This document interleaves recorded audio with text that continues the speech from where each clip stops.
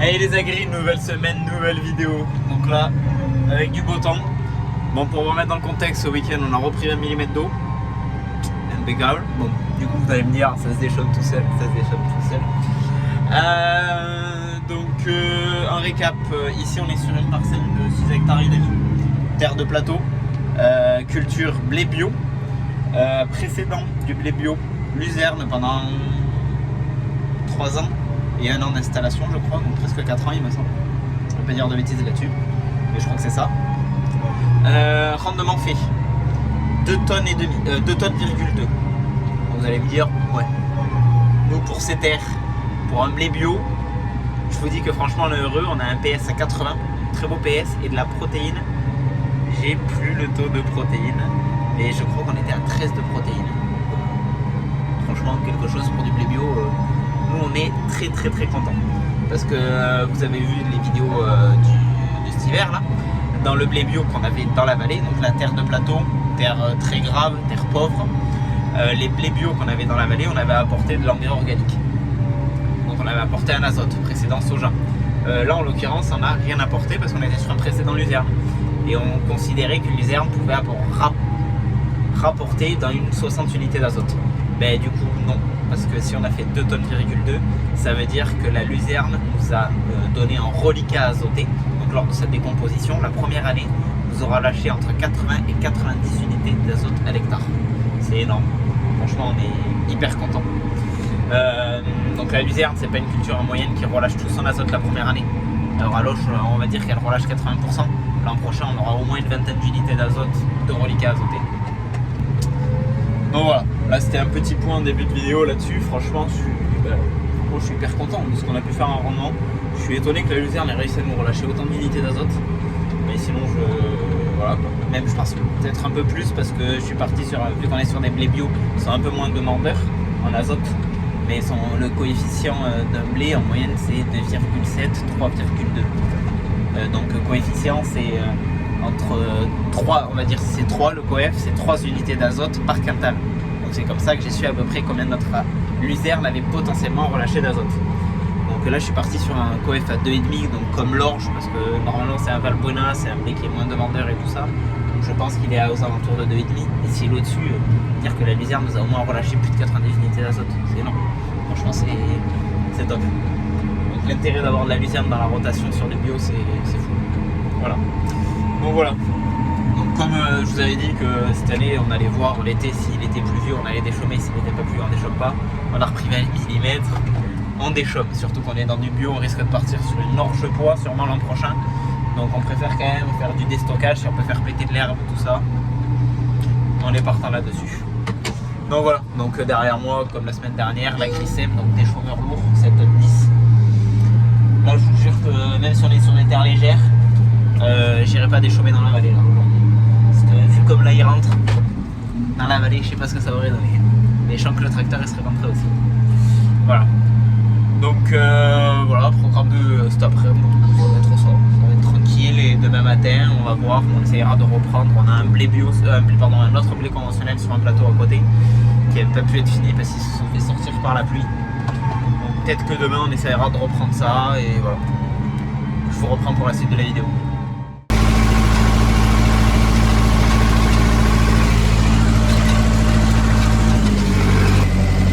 Et ouais les agris, j'espère que vous m'entendez bien. Parce qu'avec ces genres de cabines pressurisées, souvent on entend mal. Ah ben voilà, dans le petit Fiat en train de faire un 3e binage dans nos soja bio. Sûrement le dernier j'espère. Et voilà quoi, ça c'est le programme de ce matin parce que vous voyez à ce ciel nuageux et gris que pour moissonner c'est nul. Trop d'humidité dans l'air, on peut pas battre. Donc on fait autre chose.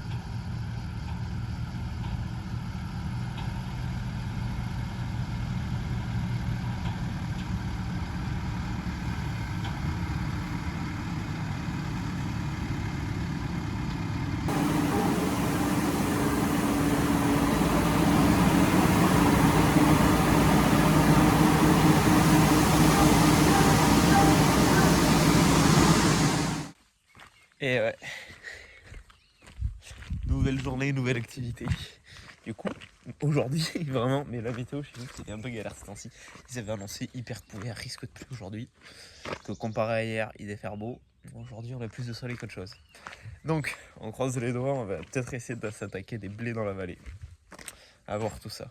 Bon, pour moi, au programme ce matin, hier, on avait fini, je vous ai pas repris, on a fini de moissonner des bricoles, un peu d'orge, un blé sur le plateau, voilà quoi. On a fait du bricolage, on va dire. Donc, une fois que ce bricolage est fait, et du coup, sur le plateau, il nous reste 5 hectares à déchaumer. Donc, le souci, c'est qu'il y en a un, c'est de l'orge bio, et l'autre, c'est un blé qui risque ou de partir en luzerne ou en orge. Et du coup, d'habitude, quand on part un blé qui part en orge, on exporte la paille pour limiter la paille. Parce que les étés secs, on se retrouve à semer du coup de l'orge dans un tapis de paille et c'est jamais ouf. Nous, on sait que on a du mal à le gérer. Du coup, au lieu d'y aller avec le déchaummeur rapide, l'intérêt là, ça va être d'ensevelir les pailles un peu. On y va avec ces gaillards. Cover crop. Donc la différence avec un déchaummeur rapide, le cover crop c'est des gros disques. Bon là il est plié. C'est du gros disque, gros diamètre, et le but c'est que ça rentre et que ça brasse. Voilà. Donc pour ça par contre, pour l'attelage, en vrai devant j'aurais pu mettre une masse un peu plus petite, mais vu que j'ai 5 hectares, je profite de dételer et ratteler une masse de plus. Ça s'attelle pas sur le piton, on peut l'atteler sur le piton d'attelage, mais moi je le mets sur la barre oscillante pour avoir de la manœuvrabilité en tournière de champ.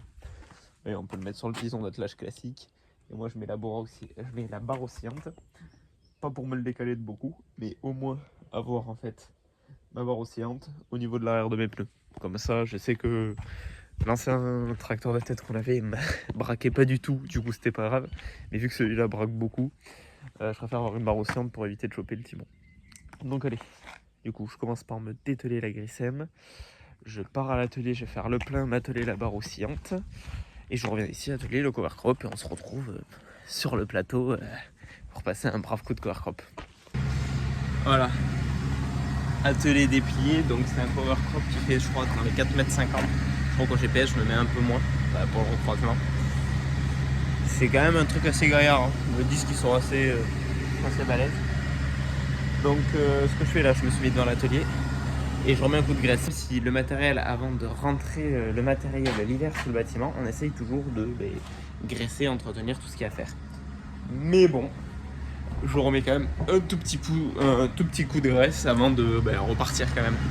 Même si ça avait été bien graissé et tout, au cas où que la graisse soit un peu bougée, qu'il y ait de l'eau qui soit un peu rentrée ou quoi que ce soit, voilà. Donc ce qui est important à graisser sur les cover crop, c'est ceci là. On a des paliers dans quoi tiennent les arbres. Faut pas trop mettre de graisse parce que c'est roulement étanche, donc là je vais juste mettre 2 pompées par roulement histoire que ça soit fait.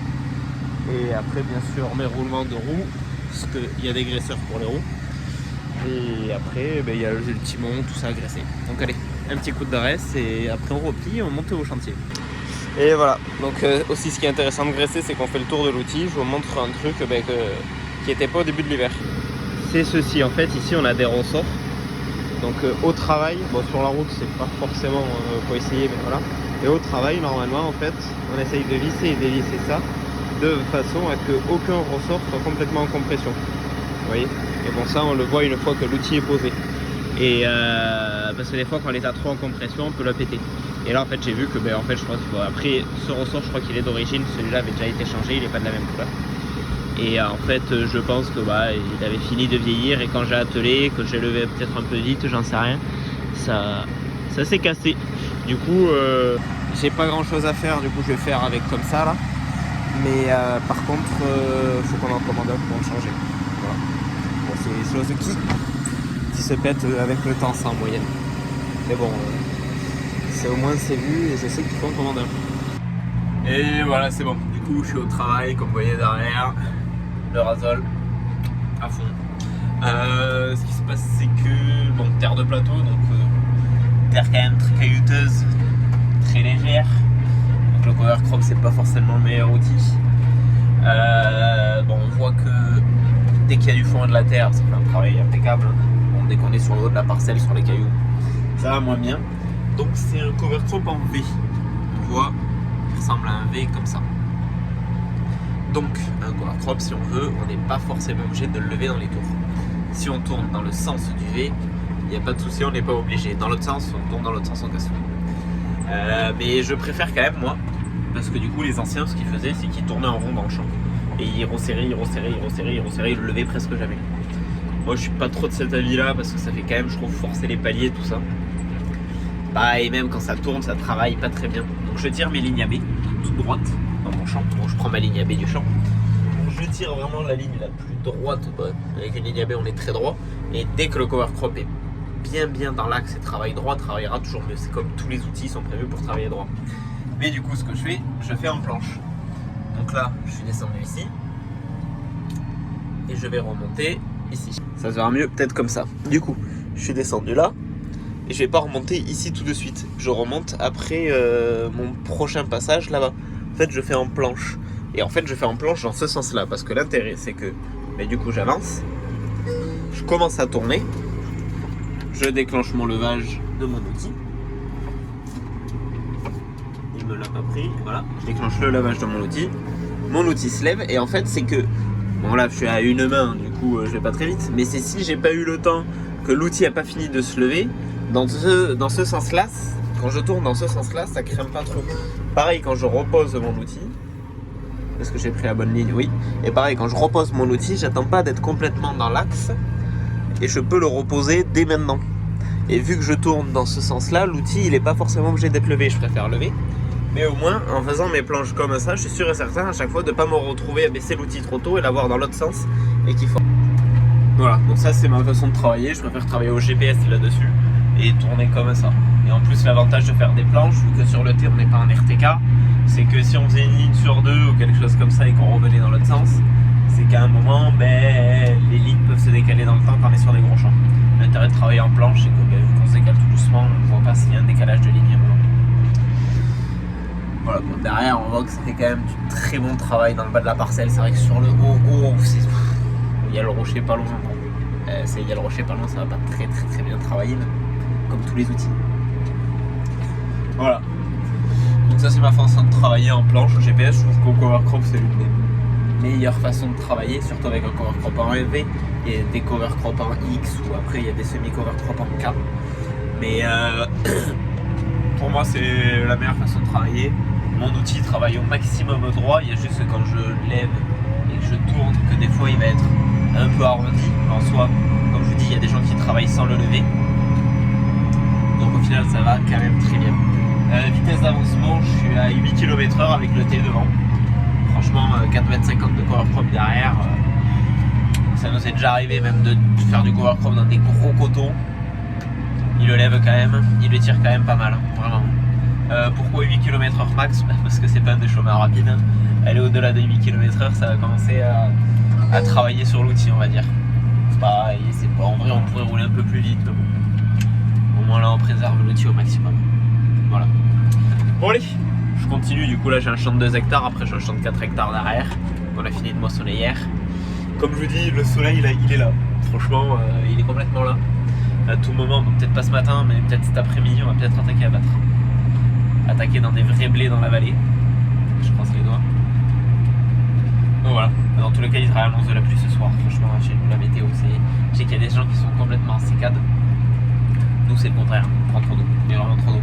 Même là, on a des soucis sur les blés. On va voir que les rendements ne font pas forcément ce qui aurait pu être parce que on s'est pas moissonné encore. Hein. Mais je pense que toute l'eau qu'on a eu fin de cycle, ça a apporté de la maladie. Ça fait de l'hydromorphie. Parce que les blés ont poussé dans un hiver sec. Du coup, ils ont fait des croix enracinements. Et du coup, se retrouver en fin de cycle avec beaucoup d'eau, c'est pas très bon. Et au contraire, nos cultures de printemps ont eu un enracinement dans des terres mouillées, du coup mauvais enracinement. Il faut pas qu'on se tape de qu'on se cagnasse cet été parce que sinon ça va souffrir. Bon, rien n'est moissonné encore, on n'en sait rien, mais c'est mon point de vue. Bon allez, je vous laisse, je vous reprends un peu plus tard. Et voilà, vous voyez, de nouveau Roundballer derrière, le petit Valtra rouge devant, le N101. Comme la semaine dernière, je finis de remballer quelques petites bricoles qui me restent. J'espère vraiment passer. Ça commence à se gâter niveau météo. Il me reste pas beaucoup, vraiment pas beaucoup à faire. Bon, il me restait 1 hectare à peine. Ouais, 1 hectare 2. Allez, 1 hectare 2, on va dire. Et j'espère vraiment que ça passe avant la fin de la pluie. Trop bien. voilà, le soleil se couche et tout. Voilà quoi. C'est la saison, on court un peu partout, faut aimer, mais kiff. Voilà.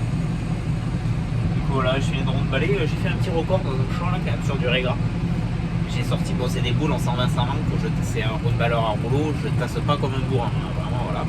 J'ai sorti 30 boules sur 80 arts. C'est énorme.